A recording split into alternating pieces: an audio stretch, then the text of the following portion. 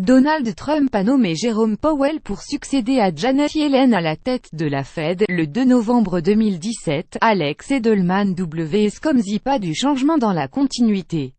Pour la première fois en 40 ans, un président américain a choisi de ne pas reconduire le président de Banque centrale américaine Fed en place. Mais en nommant Jerome Powell pour succéder à Janet Yellen, Donald Trump a rassuré les marchés en choisissant un républicain modéré. Ce juriste et ancien banquier faisait partie de la Fed et a toujours soutenu les décisions de Yellen. Un modéré qui fait consensus, il est fort, il est déterminé, il est intelligent, a déclaré Donald Trump en annonçant cette nomination à la Maison-Blanche. Il a souligné que cet ancien banquier allait apporter une expérience unique du monde des affaires. À 64 ans, Jerome Powell, un républicain modéré, devrait être confirmé sans souci par le Sénat.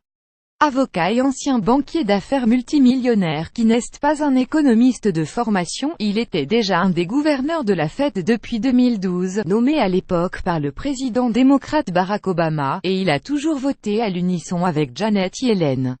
Un poste clé de la finance mondiale. Les décisions de politique monétaire de la Fed, qui se répercutent directement sur le dollar, première monnaie de réserve mondiale, peuvent aussi aller à l'encontre de la politique économique souhaitée par le président américain, quand bien même ce dernier nomme celui ou celle qui la dirige. Jerome Powell devrait poursuivre la politique monétaire prudente menée par Janet Yellen qui a fait relever progressivement les taux d'intérêt 3 fois depuis l'élection de Donald Trump. Mais au-delà des décisions sur les taux d'intérêt, c'est surtout ses commentaires qui seront scrutés de près.